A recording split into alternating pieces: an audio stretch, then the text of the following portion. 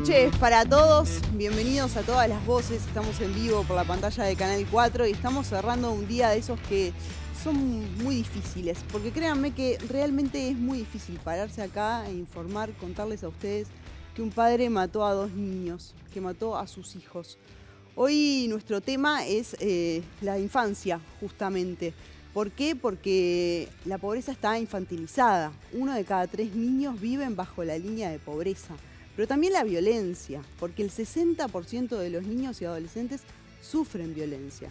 Y mucha de esa violencia se da justamente en su núcleo más cercano. El abuso sexual es un gran tema. Hay muchos casos por día de niños, niñas y adolescentes. Y también eso se da en su núcleo más cercano. Algo está muy mal en esta pequeña comarca, con los más pequeños, ¿no? Con esos que tenemos que proteger y que claramente no lo estamos haciendo cuando incluso son cada vez menos. Bueno, aunque sea un día difícil, estamos acá para debatir, para reflexionar, para analizar, así que quiero agradecerle a nuestros invitados de esta noche, porque yo sostengo que eso colabora y ayuda, aunque sea difícil en un día como hoy. Así que les voy a presentar rápidamente a los invitados de esta noche. Nos acompaña Pablo Caggiani, es el presidente del Consejo Directivo Central de la Administración Nacional de Educación Pública. Desde marzo, entre 2015 y 2020, integró este organismo, pero representando a los docentes. Bienvenido, Caggiani. Buenas noches, ¿cómo estás? Sebastián Andújar, diputado por el Partido Nacional, por el departamento de Canelones, integra la Comisión de Población y Desarrollo de la Cámara Baja. Bienvenido. Buenas noches. Lilian Kichichán, senadora del Frente Amplio, integrante del sector Fuerza Renovadora, que lidera el intendente de Montevideo, Mario Vergara, preside la Comisión de Población, Desarrollo e Inclusión. Bienvenida, Lilian. Gracias. Felipe Schipani, diputado por el Partido Colorado, desde las elecciones de 2019, integra la Comisión de Población y Desarrollo también de la Cámara Baja. Bienvenido. Buenas noches, gracias por la invitación. Y Darío Fuletti es economista y demógrafo, es responsable de monitoreo y evaluación de la oficina de UNICEF en Uruguay. Bienvenido. Muchas gracias, buenas noches. Quiero arrancar con usted porque justamente hoy se habló mucho y se puso sobre la mesa ya en las últimas horas el término de violencia vicaria, ¿no? Y quería pedirle su análisis porque integra UNICEF, es una institución que trabaja mucho con los niños, y también pedirle que nos explique un poquito sobre violencia vicaria. Sí, por supuesto. Efectivamente, este es un caso de violencia vicaria de género, en el cual lo que hace el perpetrador es intentar generar un daño a la mujer a través de otros, en este caso a sus hijos. Como vimos, es una situación, el peor final realmente. Y esto es una muestra más de algo que en UNICEF venimos mostrando desde hace ya varios años, es esta unión entre lo que es la violencia de género y la violencia hacia niños, niñas y adolescentes. Los niños, niñas y adolescentes son víctimas directas de la violencia de género, o sea, porque son testigos, porque se vive en el hogar, o en este caso, que terminan siendo, como decíamos, víctimas directas. Y es una realidad que es mucho más frecuente de lo que uno piensa. Hace unos días estábamos presentando en Presidencia una encuesta sobre violencia, disciplinas, pautas violentas de disciplina, pero donde también había un módulo sobre la exposición a la violencia de género. Y ahí justamente lo marcan como la violencia vicaria como uno de las principales. Ahí lo que sucede es que, digamos, un 18, casi 19% de las mujeres con hijos a cargo declararon que en el último año habían sido víctimas de violencia de género. Pero el número que está realmente relacionado y que no habíamos presentado hasta el momento es que de todas las mujeres con hijos a cargo, un 4% en el último año había recibido amenazas por parte de su pareja o expareja de que se iba a quitar la vida o que la iba a matar o que iba a matar a sus hijos. Es un número enorme, es uno de cada 25. Y una cosa más nomás que me gustaría aclarar es que, si bien ahora este programa es sobre pobreza infantil, este fenómeno no está relacionado con la pobreza. La violencia contra la infancia, la violencia de género, es algo que la propia encuesta muestra que se da en todos los estratos socioeconómicos, ¿no? Claro. Quiero, antes de pasar a los políticos, escuchar lo que decía hace un ratito nada más el secretario de Presidencia y también el ministro del Interior. Hubo una conferencia de prensa esta tarde por parte del Ministerio del Interior y también de la Fiscalía. Vamos a escucharlo.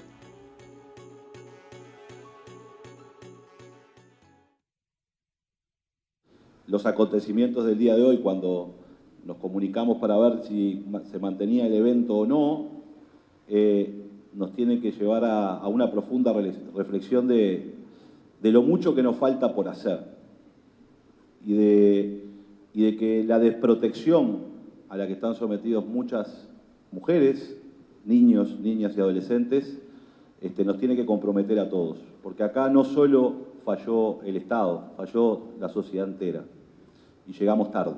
La Policía Nacional dejó absolutamente todo lo que tenía y todo el esfuerzo se puso para llegar a un resultado que no fue, por supuesto, el que deseábamos. Estos hechos nos interpelan como sociedad, sobre todo, también como Estado, como instituciones, y nos hace pensar en que por más que todo lo que podemos hacer no es suficiente y qué más podemos hacer. ¿Comparten estos análisis? ¿Cuál es el análisis propio de cada uno? Cayeni, arranco con usted. A ver, lo que estamos viendo hoy es un horror. Yo creo que efectivamente lo que pasa cuando tenemos este tipo de episodios como el que tuvimos en Maldonado hace no tanto, también igual, lo que lleva es como a revisar, y era lo que estábamos comentando antes de entrar, cuáles son las políticas o qué cosas hay que cambiar para proteger más y proteger mejor. Todos sentimos que fallamos, digamos, los gobernantes, la sociedad, y creo que es parte de una cuestión que hay que traer a la conversación que tiene que ver con las formas de ser varón, de construir la identidad, ¿no? La masculinidad.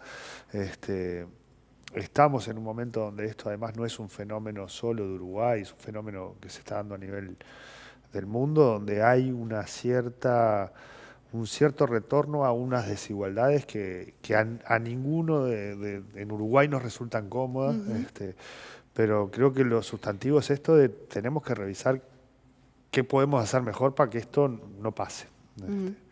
¿Andújar? A ver, tristeza primero, que creo que es el común denominador de toda la sociedad uruguaya hoy.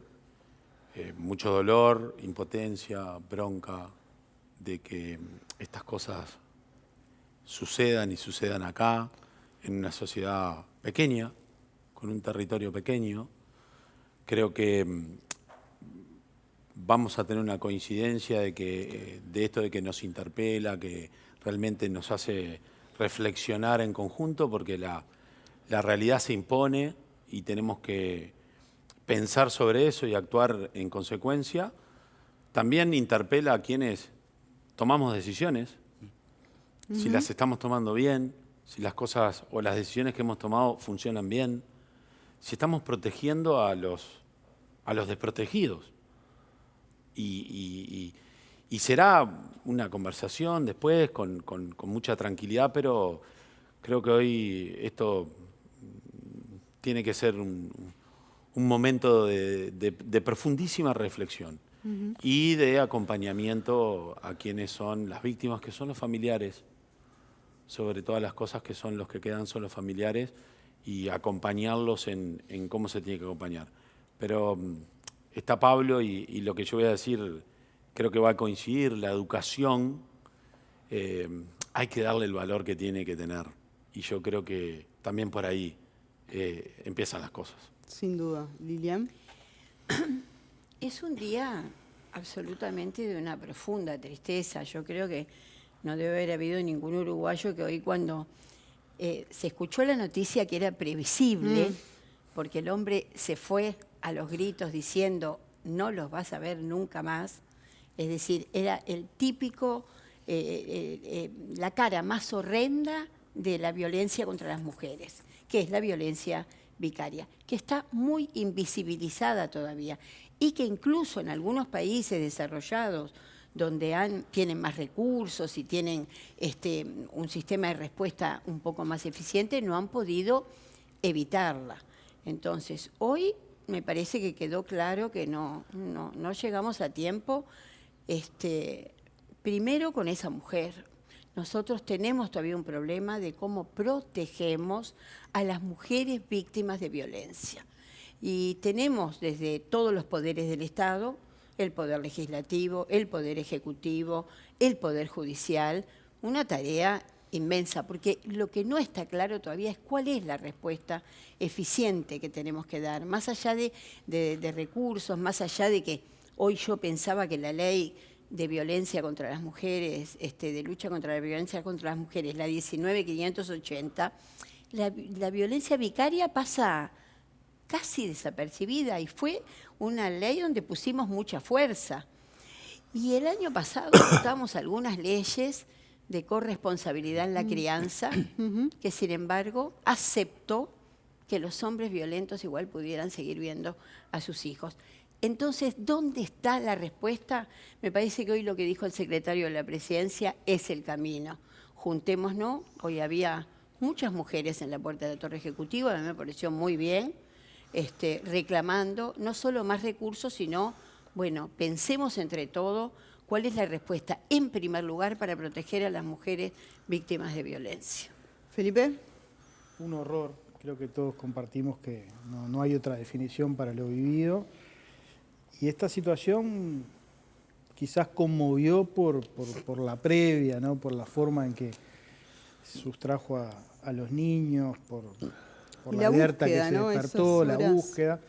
Pero lamentablemente, como decía Pablo, es una situación que se viene reiterando de un modo recurrente. Y bueno, y esto, como decían los legisladores, tiene que hacernos reflexionar en qué medida podemos, desde la conducción del Estado, desde todos los poderes del Estado, porque esto no es resorte de una oficina pública, de un ministerio, de un responsable, hay una responsabilidad compartida entre el Poder Judicial, ¿no? Que tiene que garantizar que haya una justicia con más juzgados de género para que las mujeres en muchos lugares del interior donde no tienen dónde ir a denunciar lo puedan hacer. Hay que fortalecer el Ministerio del Interior para que pueda haber una vigilancia de las personas que están en esa situación, que tienen una medida cautelar, ¿no? Muchos se preguntarán por qué esa persona no tenía una tobillera. Bueno, eso quizás muchas veces obedece a cuestiones presupuestales, a no contar con la cantidad suficiente de dispositivos para poder atender esas situaciones. En fin, hay muchos aspectos en donde trabajar. Obviamente esto ya no lo vamos a reparar, esas dos vidas de estos dos niños y esa familia destrozada, esa madre, es una cuestión que es irreparable. Pero en todo caso tenemos que trabajar hacia el futuro e incorporando un elemento que creo que aquí está presente y que está muy presente también en todo el debate que estamos teniendo desde el punto de vista presupuestal, que es el tema de la salud mental, ¿no? Porque yo solo explico una actitud de un padre hacia sus hijos, de quitarles la vida desde una perspectiva de problemas de salud mental.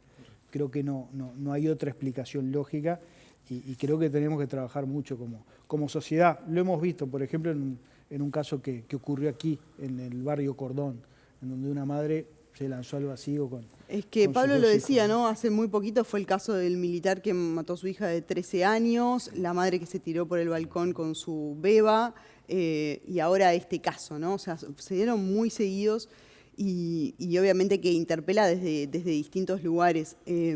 Pero creo que han mencionado algunos puntos que es interesante y que a veces que también hay que poner las responsabilidades sobre la mesa, ¿no? Porque hoy debatíamos también, y seguramente ustedes en sus casas también, porque todos conversamos de este tema intentando simplemente sacar lo que cada uno tiene adentro y lo toca desde distintos lugares, ¿no? De si es padre, si es madre. Pero en este caso da la sensación de que hubo una mujer que denunció, que fue a buscar ayuda y a la que no se le respondió. Era muy difícil. Leonardo Pedrosa estuvo trabajando en las últimas horas allí y decía, eran dos familias que vivían a 3 casas de por medio. O sea, su mundo se reducía a esa cuadra de esa pequeña ciudad. Ahora, una tobillera era lo mínimo, ¿no? El Ministerio del Interior decía, hay disponibles. ¿Qué pasa? ¿Por qué seguimos fallando en esa mínima herramienta que hay que dar, ¿no? ¿Qué pasa? Porque ahí no sé si es un tema de presupuesto, como vos decías, Felipe, si es el Poder Judicial, ¿quién no lo dispuso? ¿Era una persona que tenía antecedentes?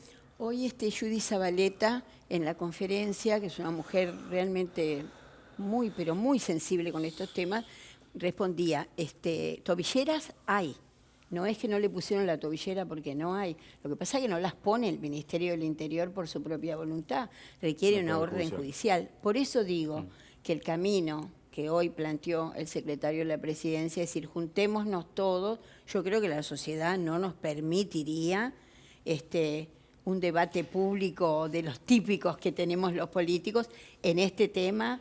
después de este sacudón que tuvimos en el día de hoy. A mí me parece que el planteo que hacía Judy Zabaleta falló la sociedad, porque la gente dice, un vecino, Yo estoy de acuerdo con eso. un familiar no escuchó los gritos, no escuchó cuando ese hombre se llevó a esos niños, no pudo intervenir. Es decir, son muchas las preguntas, no para que el Estado se saque las culpas, porque el que tiene que defender a los ciudadanos y especialmente a las mujeres víctimas de violencia es el Estado. No hay ninguna duda, y ahí fallamos. A mí me interesa mucho ese punto, ¿no? Nosotros reconocemos a los uruguayos como solidarios. Y hoy queda demostrado que no somos tan solidarios o no somos solidarios del todo. ¿Y esto a qué voy? Muchas veces miramos para el costado los problemas que tienen los demás y no nos involucramos o no somos testigos activos o no ayudamos cuando tenemos que ayudar, cuando la gente está sufriendo cierta cantidad de problemas. Entonces, hay una parte solidaria. Obviamente que hay una parte ejecutora que tiene que ser a través del Estado en cuanto a la protección y también una parte presupuestal. Ahora en este presupuesto hay un dinero muy importante destinado a las tobilleras. Hoy, se está tratando hoy, o sea, hay un dinero, pero va más allá de eso. Y creo que es el conjunto de la sociedad que tiene que ser una sociedad mucho más solidaria con la gente que tiene problemas. Sí, perdóname, Sí. yo entiendo. Hoy recibía un mensaje de una persona que me decía, ¿sabes que estoy un poco cansada que me carguen a la sociedad el problema de la basura, de no sé qué, de los femicidios? Estoy cansada, me decía, porque yo creo que en realidad el que tiene que responder acá es el Estado.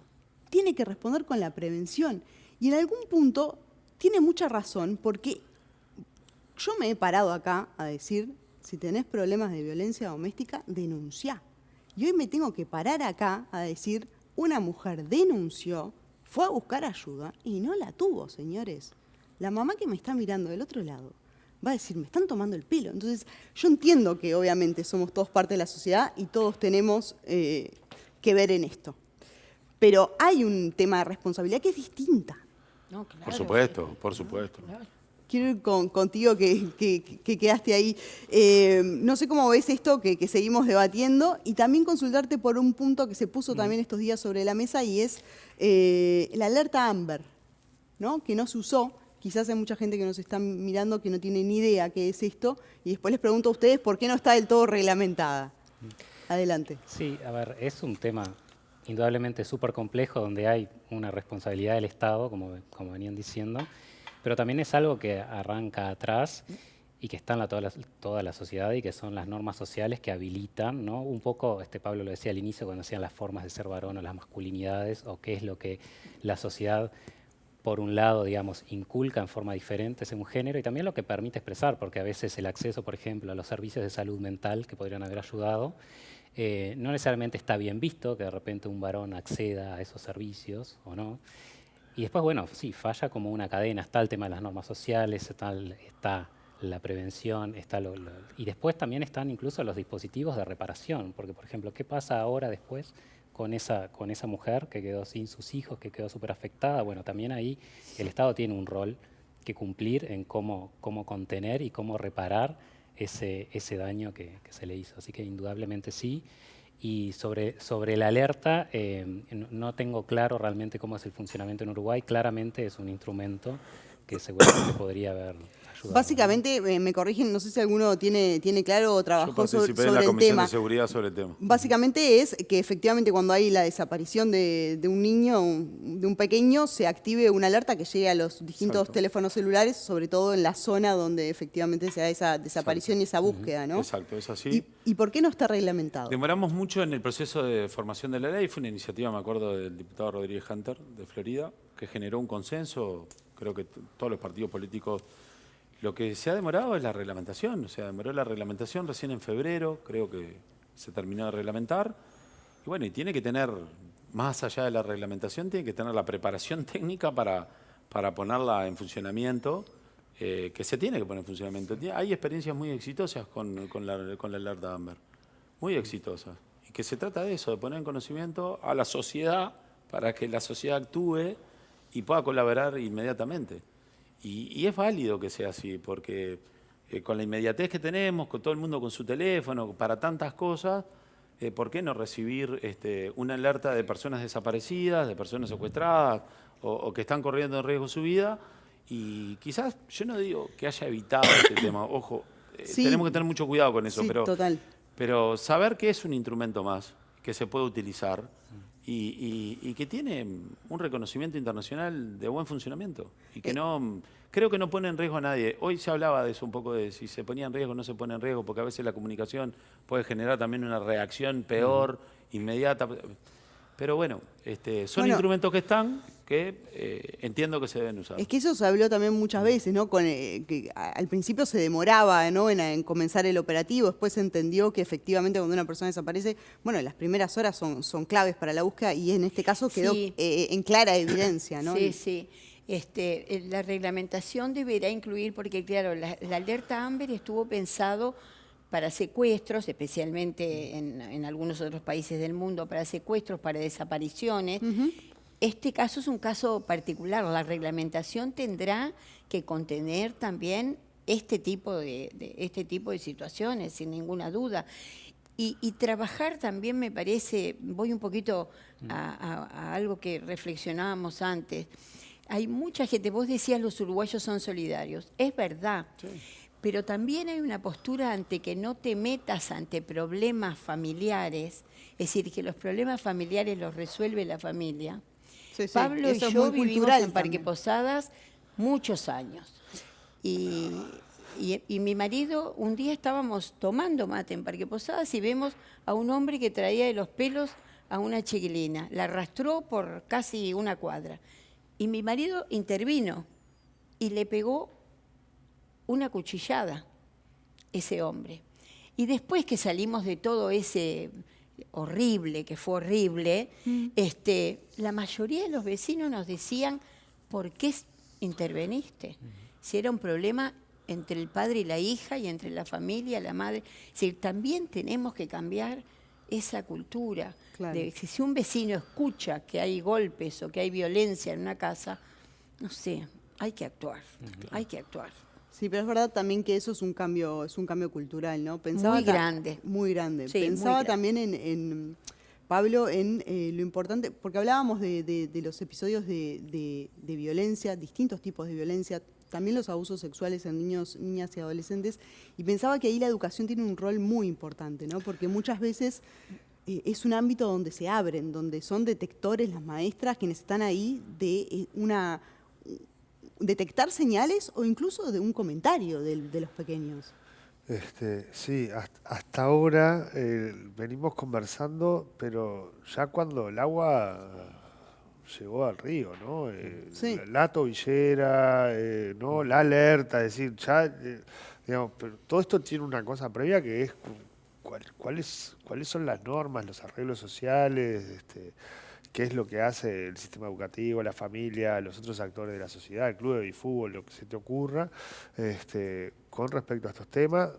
En general Uruguay viene transitando en los últimos años largos un conjunto de elementos que son protectores de las mujeres y de los gurises. De hecho, cuando uno mira lo que sucedió con el CIPIAB, que es el sistema, digamos, donde coordinamos todos los que tenemos que ver con infancia y adolescencia, las situaciones de violencia, abuso y maltrato, pasamos de unos 400, 500 casos el primer año a 9.000 ahora. Y esto no es que hayan aumentado los casos, sino que hay mejor detección de las situaciones, mayor intervención de los lugares donde transitan los gurises, ya sea la salud, el INAU, las instituciones educativas.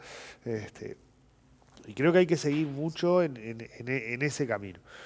Lo otro es, tenemos algunas luces amarillas de cosas que efectivamente se han deteriorado en términos de lo que uno puede pensar en esto de la construcción de igualdad o de relaciones más saludables. Hay percepciones de los gurises que aparecen en la evaluación educativa que indican que las mujeres tienen que dedicarse a los hijos. Hay un conjunto de temas ahí que son luces amarillas respecto a cómo los gurises están construyendo esa idea de las tareas de cada uno, las formas de relacionarse.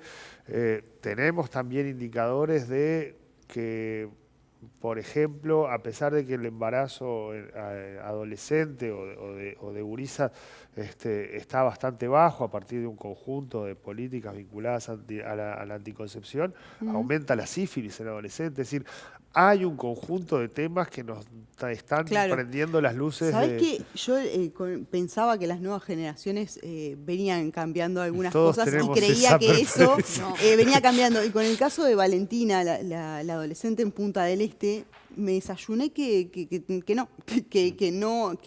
había luces ahí que están marcando.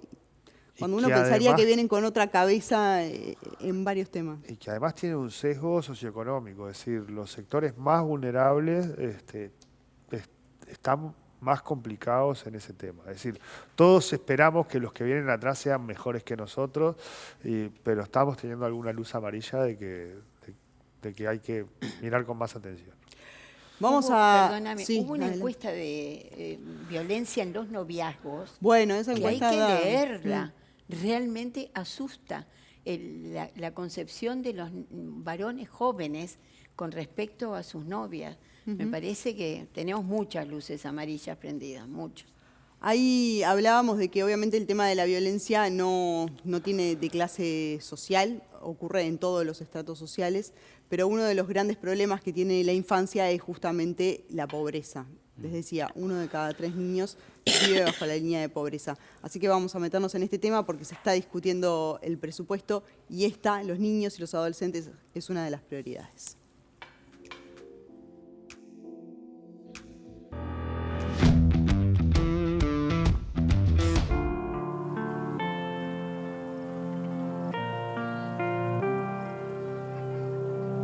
Es inadmisible que un país de renta alta como el nuestro tenga 1 de cada 5 de sus niños y adolescentes viviendo bajo la línea de pobreza. Viviendo bajo la línea de pobreza. Tenemos que garantizar un mínimo de dignidad y lograr que cada niño pueda alimentarse en su casa. No tolera un 32% de pobreza en los menores de 6 años. La pobreza infantil es un tiro en el pie y una vergüenza para la conciencia nacional. Es un país que nacen pocos niños, concretamente, y donde nacen es en los territorios con mayor cantidad de dificultades. Qué pobreza, qué problema de salud, qué problema de violencia, como que todo se junta. En particular entre los niños, 1 de cada 3 niños emergen de una situación de pobreza. Fenómeno aberrante que es hijo, digamos, de la desigualdad y de una sociedad que prioriza mucho más la acumulación de capital que la buena vida de la gente. Señalamos la importancia y la urgencia de tratar asuntos vinculados con la pobreza infantil. Muchas de las cuales en campaña nos comprometimos a trabajar políticas públicas como protección a la infancia, trabajar sobre pobreza infantil. El 1% más rico del Uruguay concentra la misma cantidad de ingresos que el 50% más pobre. Se podría abatir un fenómeno que está muy emparentado con el del trabajo infantil, que es una parte grande de la pobreza infantil. Producimos alimento para 30 millones de personas, no tiene gollete que en algunos barrios de contexto crítico tengas un 40% de gurises en los centros de estudio con dificultades de alimentación. No tiene gollete. No tiene gollete. En lo que es educación media básica, el año que viene vamos a estar entregando 3.600.000 platos de comida en el año. En los centros más vulnerables que podían sostener un nuevo espacio de comedor. Firmamos todos los partidos un compromiso vinculado al tema infancia.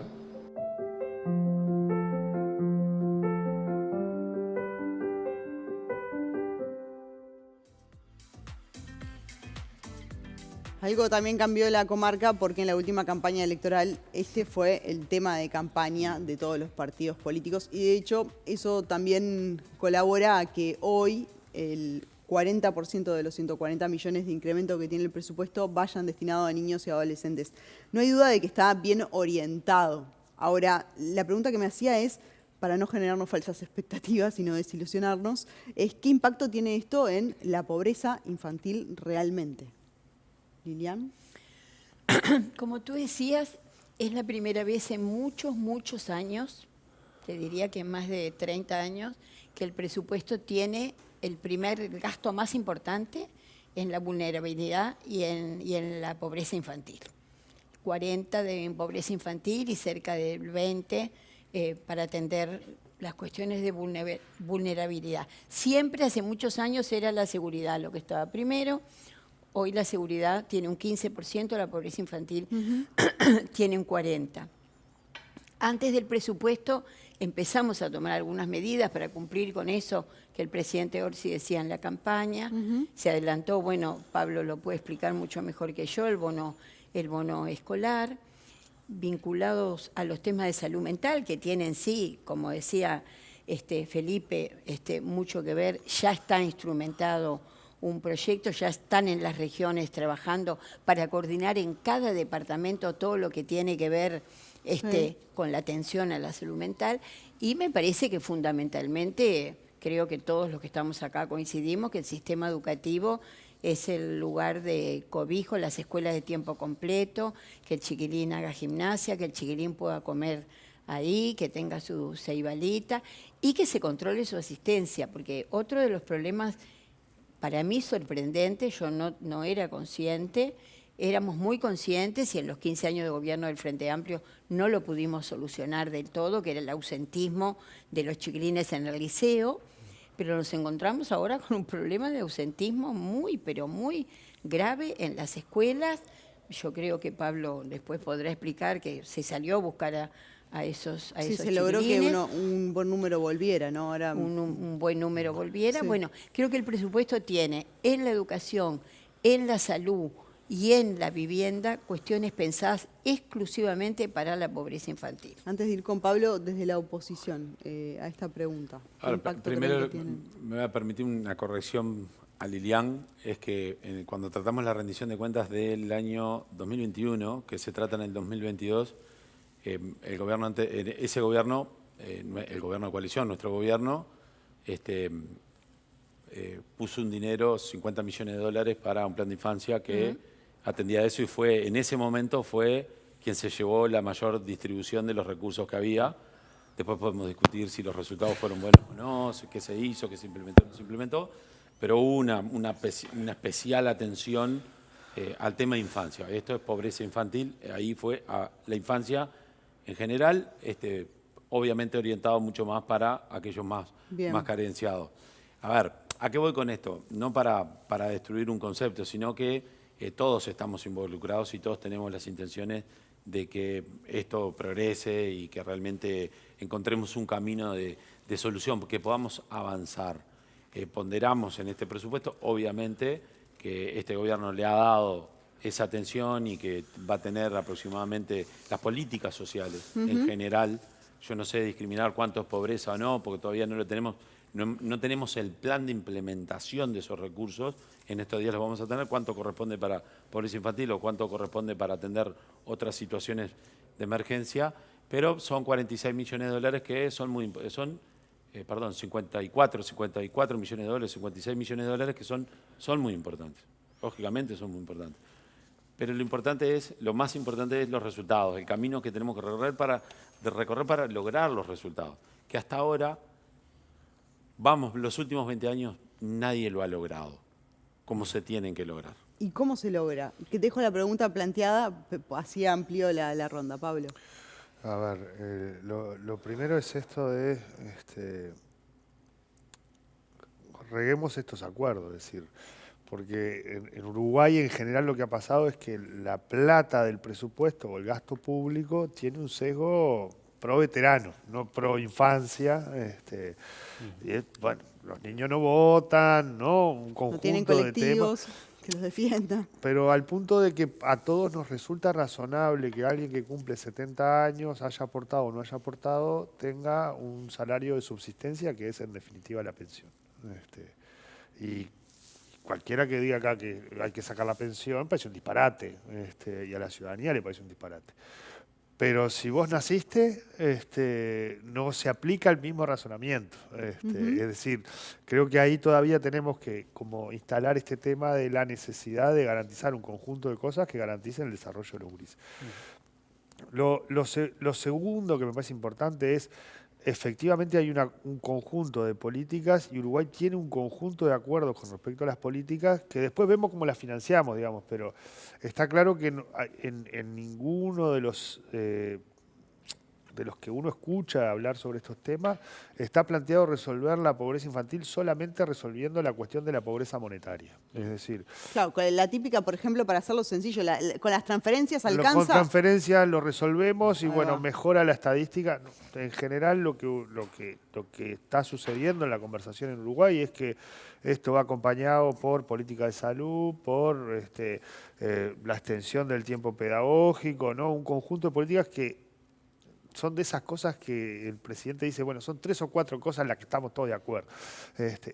Y yo creo que, a ver, puede ser que hoy no tengas los pesos para poner todos los pesos que querés poner, pero en la medida que logremos abordar eso como prioridad y dejar el debate presupuestal, bueno, tenemos estas prioridades, en la medida que aparezca algún pesito más va a ir para ahí. Yo soy optimista en el sentido de que hay una prioridad, por lo menos en el caso de educación, de los dos mensajes, tanto el del Poder Ejecutivo como el que presenta la ANEP, en un escenario muy restrictivo desde el punto de vista económico, los dos plantean incrementales, es decir, los dos entienden que bono de inicio de clases, becas, la alimentación para duplicar la cantidad de gurises que asisten a comedor en media básica, me parece que es una cosa importante. Bien, Felipe. Es un problema estructural y es un problema grave. Yo diría que es un problema que yo no lo veo tanto como una definición de una prioridad de una política de Estado. Yo creo que es un tema que nos debe interpelar desde lo moral, ¿no?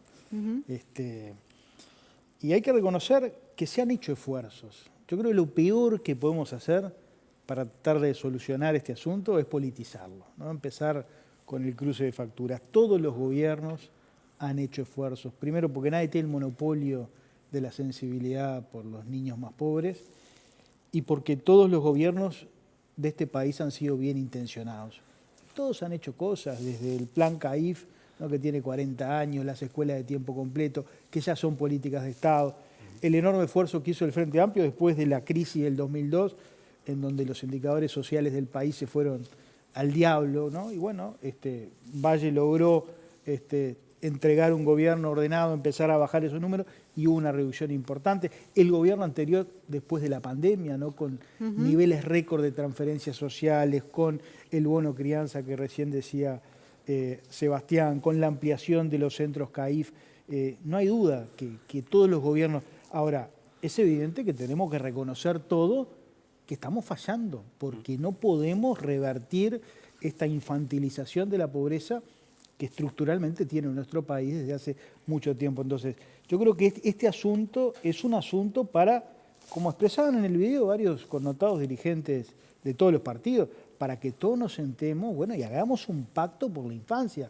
en donde los recursos, por supuesto que son importantes, pero también es importante el diseño, la coordinación y la ejecución de las políticas. Bien, yo ya hablaba con Lustenberg, con Cristina Lustenberg, la ministra de Salud, que en el periodo pasado promovió una ley de primera infancia en donde se genera una nueva institucionalidad de la primera infancia, en donde hace que el Estado empiece a coordinar entre los distintos organismos que ejecutan las políticas a partir del diseño, de la acción, de la atención. Eso. Porque eso, Cristina caminó el Palacio Legislativo. Se votó, 2023. Se votó en el periodo pasado, ella no había obtenido los votos en el anterior periodo, pero me dio la buena noticia porque yo estaba preocupado de que en las próximas semanas se va a reglamentar esa ley. Claro, porque no necesita presupuesto eso, ¿no? Es un diseño institucional. No va a solucionarse la problemática, pero yo creo que es cambiar un paradigma, el paradigma del chacrismo, el paradigma del Estado uruguayo, en donde muchas veces las políticas no se coordinan y los esfuerzos se solapan y no se es eficiente, ¿no? Hay un tema, y que creo que tiene que ver con esto, y acá creo que son todos responsables, y es que hay 500 programas, el Estado tiene 500 programas que no logran atender a los 320.000 niños que viven en la pobreza. O sea, todos tienen que ver con los niños. Entonces uno dice, ¿qué pasa? ¿No? O sea, son problemas de coordinación, claramente, y de eficiencia. Sí, yo quería Darío. Volver un poquito, o sea, estoy de acuerdo con todo lo que vienen diciendo, con lo que vos estás mencionando ahora sobre la necesidad de coordinar y de simplificar los programas, pero un poco volviendo a la discusión presupuestal, claramente las señales que hay en este presupuesto sobre la importancia de la infancia son muy buenas y también es muy bueno este clima como de concierto político que hay sobre la importancia de abatir la pobreza infantil, que estoy de acuerdo con Lilian, que yo antes no lo había visto.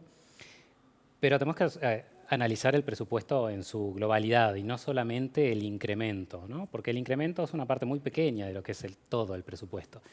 Uruguay gasta más o menos un cuarto de su PBI en lo que se le dice el gasto público social o inversión social. De todo eso, digamos, la inversión en infancia no es ese 25, es un 5%. Si lo miramos por grupo de edad, no es el grupo de edad donde hay una mayor inversión, esa es la realidad. Y no solo la comparación interna, si nosotros comparamos lo que otros países gastan en infancia como parte de su PBI, es bastante más. Entonces, nosotros a veces tenemos como la costumbre de compararnos con la región y ahí como que, bueno, salimos bien parados. Somos la Suiza de América. Pero Uruguay, como decían en algunos de los del tape, decía, es un país de altos ingresos en el contexto internacional, aunque nos cueste creerlo. Y si vamos a mirarnos, por ejemplo, no estoy hablando de los países nórdicos, sino países de Europa del Este, por ejemplo, tienen gasto en infancia que son 2 puntos porcentuales más del PBI. Nosotros tenemos un trabajo, unas simulaciones que adelantamos hace unos meses, y bueno, si Uruguay invirtiera unos puntos más del PBI, un 3% eran nuestros cálculos en base a 4 políticas, bueno, es una simulación de muchos caminos posibles, se podría abatir 2/3 de la pobreza, que es un poco lo que está en uno de esos informes. Pero entonces, eso requiere, digamos, un esfuerzo muy grande por parte de la sociedad, un acuerdo de, obviamente, todos los partidos políticos. Y bueno, en este momento hay como un clima que es favorable en ese sentido, pero creo que hay que tomar conciencia de que si como país realmente queremos abatir la pobreza infantil, hay que hacer un esfuerzo bien grande. Y nosotros somos conscientes de las restricciones fiscales, obviamente no es que no las vemos, pero esto, digamos, si el país no se decide a invertir en las generaciones actuales, más allá de que es un tema de derechos, ¿no? Porque niños y adolescentes tienen derecho a tener buena salud, a educarse, a un sistema de protección social y a vivir bien, estas generaciones son las que además van a tener que sostener un sistema de protección social que el Uruguay tiene de aquí al futuro. Entonces hay que verlo como una inversión también. Claro. Y de hecho eso un poco se va repagando solo, ¿no? Por claro. Eso la inversión. Como buen economista también nos metió en un tema y es que obviamente si todo eso se puede hacer sin un crecimiento económico, ¿no? Y en todo caso un crecimiento económico de qué tipo, que Uruguay claramente lo tiene y muy pequeño en los últimos tiempos. Tenemos que hacer una tanda, pero además quiero también hablar del tema de las transferencias, consultarte tu opinión, porque obviamente es un tema. Pero ahí también en esto que decía Lilian, ¿no? de que ahora se volvió a traer a muchos chicos, ¿no? Ahí también hay un tema de gestión. ¿Por qué lo hacen a esta altura? Que me pasó con el gobierno anterior también. ¿Por qué lo hacen a esta altura del año y no lo haces cuando no perdió 6 meses? Pero me lo contestás después de la tanda. Ya seguimos. Muy bien.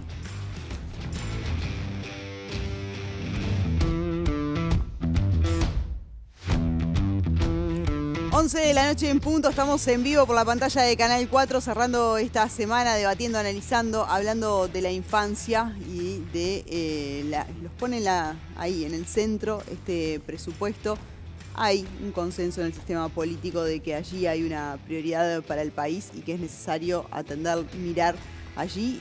Quedó pendiente el tema de las transferencias y quiero consultarte, Darío, tu visión, ¿no? Porque muchas veces también hay como no sé si un pensamiento mágico, pero una idea de que las transferencias van a solucionar todo. No, claramente las transferencias no solucionan todo. Sí son un ingrediente fundamental del sistema de protección social y estamos de acuerdo con que estén. Las transferencias, después hay toda una discusión si son condicionadas o no, pero bueno, las transferencias ayudan al hogar a sobrellevar mejor la situación en la que está, ¿no? Porque a veces hablamos de pobreza infantil y como que olvidamos de que es un hogar que está bajo la línea de pobreza y que tenemos que sacar a todo el hogar de afuera de la línea de pobreza para que los niños también salgan.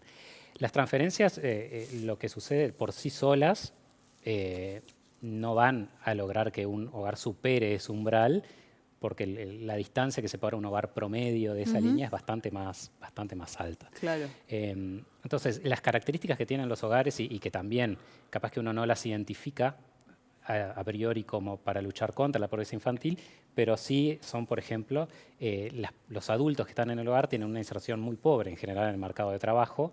No es que no busquen trabajo, sino que lo buscan, pero es trabajo informal, trabajo de pocas horas, trabajo mal remunerado. Muchas veces no todos los adultos pueden salir a buscar trabajo porque tienen todo el trabajo de cuidados, ¿no? Eso afecta particularmente a las mujeres. Entonces, también hay que mejorar cómo los adultos se insertan y están preparados en el mercado laboral, y eso incluye en parte lo que tú mencionabas del crecimiento económico, pero también medidas para asegurar que ese crecimiento termine llegando a esos hogares, ¿no? Claro. Desde la oposición, ¿cómo ven el tema de las transferencias? Bien, yo creo que son positivas, yo creo que son una buena herramienta, con la confianza de que quienes las reciben las utilicen de la forma correcta. Y creo que el ejemplo de la pandemia confirmó que las transferencias son necesarias y es quizás lo más directo como para poder asistir a una familia que realmente tiene las necesidades en ese sentido. O sea, no estoy en desacuerdo, no estamos en desacuerdo con las transferencias, al contrario. Creo que nuestro gobierno profundizó mucho más en el tema, aceptó que había sido crítico en algún momento entre el 2015 y 2019 al respecto, pero pudo comprobar con una experiencia de que son buenas y que pueden tener muy buena utilidad y que son lo más práctico que tenemos hoy como para ayudar a la gente en ese sentido. ¿El Partido Colorado comparte? Totalmente, totalmente. Son muy importantes, es un componente determinante en conjunto con otras acciones, en conjunto con el rol de la educación, ¿no?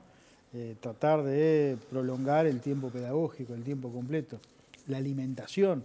Nosotros reconocemos el esfuerzo que se está haciendo en este presupuesto, que ya se había hecho en la gestión anterior, producto de la pandemia, ¿no? En donde se empezó además a trabajar en alimentación para educación media, cosa que no existía. El comedor era comedor escolar.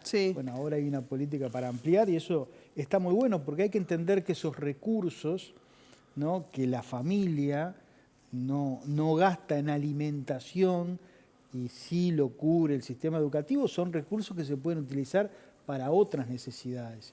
Lo mismo que los cuidados, el tiempo completo es fundamental porque uno de los grandes problemas que tienen fundamentalmente las madres es el cuidado de sus hijos. En cambio, si están todo el día en la institución educativa, bueno, pueden insertarse en el mercado de trabajo, pueden realizar actividades que le permitan tener otros ingresos. Claro. El rol del sistema educativo es importante, como el rol de los centros CAIF, en donde también en el bono crianza o en esa política de la rendición se ampliaron los cupos, en fin. Son una multiplicidad de políticas, pero yo creo que es momento de sentarnos todos los partidos políticos y hacer un gran acuerdo nacional para comprometernos, si es necesario, a priorizar el gasto. Yo estoy de acuerdo, ¿no? A veces analizamos lo presupuestal desde lo incremental, ¿no?, desde estos 140, pero tengamos presente que el presupuesto nacional son 23.000 millones de dólares. Claro, ¿no? Entonces, es lo que decía Darío, ¿no?, que hay un 5%. Yo creo que parte de esos acuerdos, es priorizar. El país tiene que tratar de invertir más recursos en primera infancia y eso es parte de un acuerdo político en donde lo que hay que evitar son las banderías, es sacar cartel. Creo que todos hemos hecho esfuerzo, pero todos hemos fracasado de alguna manera y es momento de afrontar el tema de otra forma. No les quiero poner en el apriete si venimos de una década o dos perdidas o ganadas, ¿no?, en este tema, pero Pablo, la educación. Estaba repasando acá, 4 de cada 10 sufren algún tipo de limitación alimentaria y 300.000 niños comen en la escuela. Sí, a ver, yo creo que las cosas hay que ponerlas como en la película. A mí me parece que lo que ha sucedido es que la sociedad cada vez está discutiendo más estos temas, lo está haciendo con evidencia, ¿no? Hoy la discusión de la transferencia, hay que acordarse que nosotros en los 2000 andábamos en el 40-50% de los gurises bajo la línea de pobreza. Teníamos una crisis mayúscula. Pero la crisis subió unos puntitos, ¿no? La situación en general de la infancia, de hecho, hay un conjunto de políticas que yo reitero, son como acumulativas. Hoy Felipe traía lo de Plan CAIF, que viene del 89, digamos. Creo que de a poco la sociedad uruguaya va intentando cómo subsanar eso. Lo que me parece que tenemos que darle un empujoncito ahora, ¿no? Ya que estamos relativamente cerca. Creo que la pandemia, digamos, el periodo pasado nosotros tuvimos un deterioro en la cantidad de gurises pobres. Creo que ahí hay un tema de pandemia en el medio. Creo que el cambio en la forma de medición ¿no? Porque no es lo mismo 20 y poco que 30. Creo que nos pone, digamos, como con más presión. A mí me parece que eso lo que va a producir son mejores resultados. Y entiendo además que hay un conjunto de cuestiones que han madurado en la sociedad, que ya no estamos teniendo, superamos algunas discusiones, estamos en mejores condiciones de afrontar otras. Creo que sí, que falta algo que Cristina Luste me lo ha planteado sistemáticamente, que es el tema de la coordinación, porque pensemos, digamos, de qué manera, cuánto llegamos del Estado a apoyar una familia, ya sea por Uruguay Crece Contigo, por, bueno, lo que va a ser vivienda con el Pereira, con los gurises que no tienen baño, no tienen piso, con el equipo de INAU, con la maestra comunitaria, con la beca, bueno, hay un conjunto de cosas que si nosotros las ordenamos, efectivamente vamos a estar cambiando la vida concreta de ese núcleo familiar. Después hay otro conjunto de temas que efectivamente vamos a tener que ir como construyendo, poner algún pesito más. Es decir, ¿no? Esto está calculado más o menos cuánto sale, y creo que Uruguay está muy cerca de efectivamente resolver este tema. Sos optimista por lo que veo. Yo creo que en este quinquenio es una prioridad y eso va a mover la aguja, pero además creo que si no es en este quinquenio, es en el que viene, se resuelve. Es decir, tenemos actores de la academia, actores de la sociedad civil, la ciudadanía, el sistema político, bastante alineado, es decir... Sí, es ahora o nunca. Y además hay una coyuntura y es que cada vez nacen menos niños también, ¿no? O sea, el sistema educativo tiene cada vez menos niños, o sea, ¿no? Hay también como que no está bueno para el país y por un montón de otras cosas, pero en ese sentido da una oportunidad también. Eso es una oportunidad, pero además un desafío en términos de lo que se planteaba hoy de quiénes son los ciudadanos del futuro y qué tipo de actividades van a desarrollar, porque van a tener vamos a estresar todo lo que son los sistemas de protección social, sistema de salud, y particularmente asociado al último tramo de la vida. ¿Se puede hacer esto que dice Pablo de efectivamente revertir esta situación sin un crecimiento económico? Que es una de las preocupaciones también del Ministerio de Economía, ¿no? El nivel de crecimiento que tiene el país. No es fácil, sin crecimiento no es fácil. A ver, soy optimista también y creo que estamos en un buen momento en esta discusión actual de presupuesto, asignación de recursos, de coincidencias. Estamos en un buen momento de coincidencia. Todos los partidos, cuando hay coincidencias desde el punto de vista político, las cuestiones tendrían que surgir mejor y tener mejores resultados. Y políticas de Estado, ¿no? Y tenemos que aprovechar esas coincidencias. Yo soy optimista. Pero distintos actores ejecutivos dentro del Estado, dentro del gobierno, tienen que colaborar. Tiene que haber una generosidad institucional también.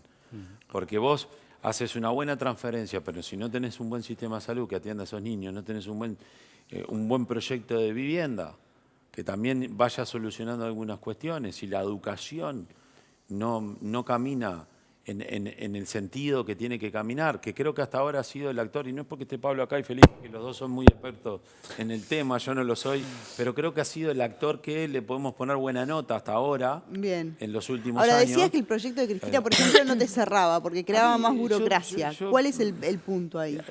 Es una condición particular que uno tiene, ¿no? Que lo que quiere es menos burocracia y mucho más conciencia. Entonces, tú nombraste hoy antes de la pausa, hablaste de 500 programas. 500 programas, ¿no? O sea, pero es una condición particular que uno tiene, ¿no? Que dice, bueno, busquemos mucho más eficiencia y dejémonos de engordar el Estado, de más burocracia, de crear nuevas cosas, ¿no? somos, como al principio, somos una sociedad pequeña. Ujú. Y es una ventaja, es un valor agregado en la solución de los problemas. Las sociedades mucho más grandes, mucho más periféricas, con territorio mucho más extenso, tienen mayores dificultades. Aunque tengan más riqueza, tienen mayores dificultades. Sí, pero Pero creo que nosotros tenemos que tratar de conformar lo difícil en lo Entiendo. simple por el tipo de sociedad y conformación que tenemos. Bien, Lilian. vos preguntabas por las transferencias. Transferencia en sí, el bono crianza va a crecer 50%. Pablo anunció hace pocos días 56 nuevos comedores en secundaria que van a duplicar, van a pasar a 40.000. Los muchachos van a poder alimentarse en los liceos, pero con eso solo no alcanza.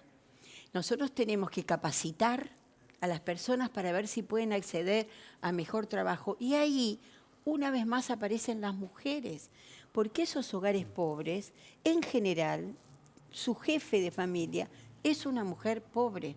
Por lo tanto, sistema de cuidados, capacitación, cómo ayudamos, cómo protegemos a esas mujeres para que puedan salir a trabajar, cómo tenemos los tiempos completos extendidos para ayudarlas. Me parece que es un conjunto de políticas y el presupuesto contiene en esos hogares que contemplan mujeres embarazadas y de 0 a 3 años en los planes de vivienda, porque eso es cierto. Nosotros en nuestros gobiernos nos sentíamos muy felices de haber llegado al Pereira, de haber puesto la cédula a los chiquilines que nacían, darles la cajita para que tuvieran todo, y de ahí se iban a la casa de piso de tierra. Entonces, es un conjunto de políticas que necesitan de crecimiento. Ahí voy. El Uruguay hace 10 años que crece al 1%. Al 1.2. Claro. Y eso es insostenible. Por eso yo preguntaba si efectivamente se puede dar esto con este nivel de crecimiento que tenemos, ¿no? Hoy Después lo que está está la en el discusión presupuesto sí lo podemos hacer, pero Uruguay tiene más desafíos. Está claro. Mucho más desafíos. Y ahí para sí. eso no hay duda que hay que crecer, no hay ninguna duda. Darío. Bueno, yo entiendo, digamos, ese punto de vista, pero tampoco podemos esperar a empezar a crecer para empezar a invertir en las generaciones que están ahora, ¿no? Porque de repente a nosotros, que ya somos adultos, esperar unos 4 o 5 años para tener un mejor apoyo del Estado o algo así, está bien y no va a tener grandes consecuencias, pero eso no es así para las generaciones más nuevas. Entonces, yo creo que aprovechando este clima de concordia entre los partidos políticos y en la sociedad y esta priorización que se quiere hacer, hay que arriesgarse un poquito más y de repente llegar, por supuesto, a un acuerdo, decir, bueno, pongamos más las baterías en esto, pensando en el largo plazo, por supuesto, en la educación, en aumentar esa tasa de crecimiento a largo plazo, pero la situación tenemos que poner un viso más de urgencia, o sea, no podemos esperar a que el país empiece a crecer. Claro. Ya tengo que cerrar, pero hay otro proyecto que está sobre la mesa que lo mencionaba Liliana en la tanda, que es el de la senadora Blanca Rodríguez, de crear un comisionado parlamentario dedicado a la niñez y a la adolescencia. ¿Comparten? ¿Cree que aportaría? Ronda cortita. Felipe. Yo estoy de acuerdo con el espíritu del proyecto, que es un ombudsman de la infancia, como existe un ombudsman de cárceles, y como existe la institución de derechos humanos. Pero comparto una cosa que decía Sebastián, que no comparto lo de la burocratización del proyecto de Lustenberg, pero sí en que a veces tendemos a generar más burocracia. Nosotros creamos la institución de derechos humanos y Defensoría del Pueblo, que justamente tiene ese cometido, el de velar por la defensa en general de los derechos humanos, y particularmente en este caso se está planteando vinculado a la infancia. ¿Por qué esa figura, ¿no?, del ombudsman de la infancia no funciona en la órbita de la institución de derechos humanos, que es el ámbito natural en el que debe actuar? Estamos de acuerdo con el espíritu del proyecto, con el rol que se le asigna a ese ombudsman. Quizás diferimos en que no es necesaria una nueva institucionalidad, porque ya tenemos una institución especializada. Lilian, ¿vos cómo lo ves? Yo personalmente estoy de acuerdo. En nuestra bancada es un tema que estamos tratando. El proyecto tiene la firma de todos los senadores del Frente Amplio y bueno, acabamos de recibir en estos días algunas opiniones. Estamos esperando a UNICEF, que lo vamos a recibir la semana que viene. Recibimos a INAU, que vino con una opinión favorable, y creo que son cosas diferentes. El proyecto de Cristina, con esa mirada desde el Parlamento y ese seguimiento caso a caso. La experiencia del comisionado penitenciario ha sido muy buena y creo que puede ser útil. Bien. Nos quedamos sin tiempo, les agradezco mucho a los 5 por acompañarnos en la noche de hoy, que era una noche muy, muy particular. Y a todos ustedes por estar del otro lado. Nos volvemos a encontrar en una semana. Que tengan un gran fin de semana. Chau, chau.